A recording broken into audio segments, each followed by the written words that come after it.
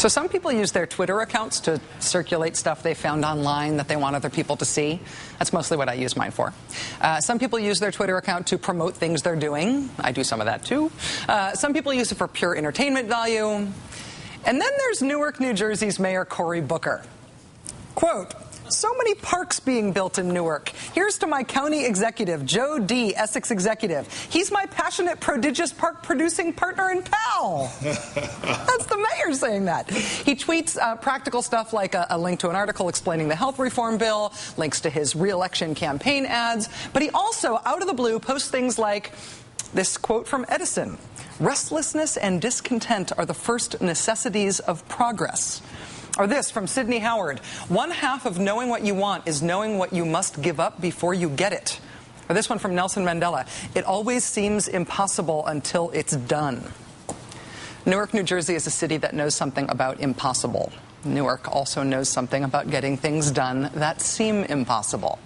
Here's what Cory Booker tweeted last night and why he is here as my guest now. Quote, "We did it. First calendar month without a murder since 1966.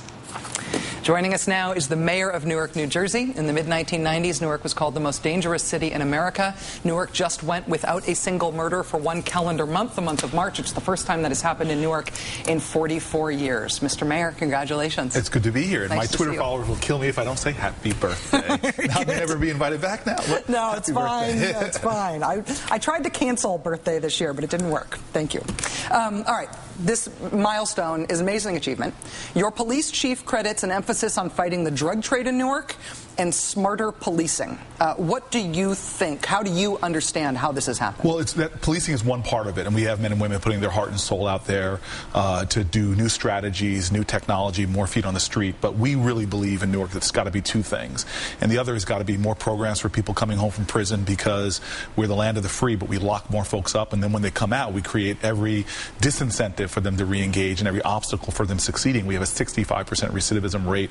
And in Newark, we now have some programs that have driven that down to less than 5% that we're very proud of. Fatherhood programs, pro bono legal services for guys coming home, and having a lot of success there. We really invested a lot of our resources in summer jobs for kids and other activities. So it's really got to be a full, comprehensive effort. And the best thing that's happened to us as Newarkers is residents are stepping up more and more to say no more. They're using our anonymous tip lines, they're organizing block associations. We even had one block in a dangerous neighborhood that organized men and women in their community to walk together late at night when crime was most happening to protect their own neighborhoods and their streets.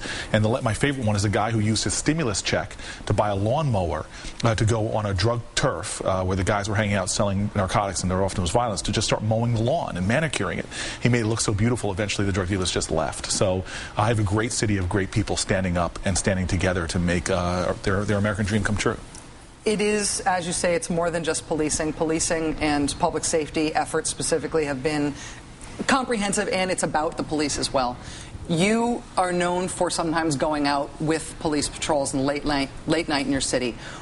Why do you do that? How does that help? What do you get out of that? How do you think it affects what's going on in the city in terms of crime? Well, first of all, I think that the police officers, if you're going to try to break a culture and really get your police to understand their importance, you have to be out there. And I'll stop police officers, which gives a young African-American male in America a great pleasure to pull a cop over and have a conversation and say, look, you're the most important agent in our democracy right now, because there's too many Americans who have resigned themselves that there'll be streets you just can't walk down on certain hours. They've surrendered this country over to forces we don't believe in. So by what they do, they can make people believe again and expand the moral consciousness of our country. And when you start putting individual actors and letting them know how important they are, it's really ramped up productivity in our city. Our police officers are doing things that to me are now I'm in awe of. While I began going out all the time at night with checking on police, now I've actually shifted to going out with residents, asking them to drive and patrol with me on safety patrols. And we've gotten more clergy, teenagers, senior citizens to go out in cars with me and drive around the neighborhoods, just letting folks know that these streets belong to us. We're not surrendering them to anybody. You're up for re-election now. Taking nothing for granted, but if I was a betting person, I would bet that you are going to be re-elected.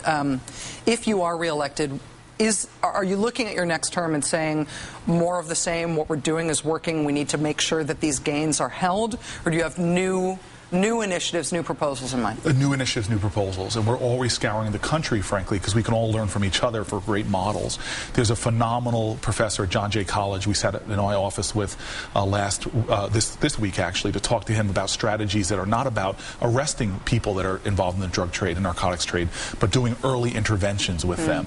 And so there's some radical success happening in places like High Point, North Carolina, that even exceed what we're doing in Newark. And so to me, that's the way you stop crime, because police, at the end of the day, they only treat the symptom of the problem. They don't treat the root problem.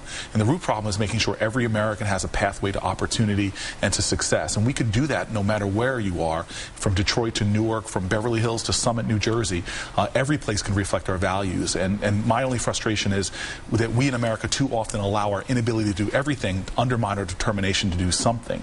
And we get caught up in what I call a state of sedentary agitation, where we sit back and watch TV getting very upset at what's happening and don't realize that all of us could do things to create radical transformation. And Newark, we really want to be the place that shows that's possible. But as the mayor of the largest city in New Jersey, though, I mean, the thing that's sort of looming here, and people around the country looking at you right now thinking, oh, he seems quite together and he's getting some results. He seems like an interesting young politician. The thing that makes people feel like things can't be done through government is not just that we're sedentary in our agitation, it's that 5 of the last 7 mayors of Newark were criminally indicted. I mean, public corruption in terms of urban politics, it's the kind of thing that we put out State Department reports for other countries on. Right.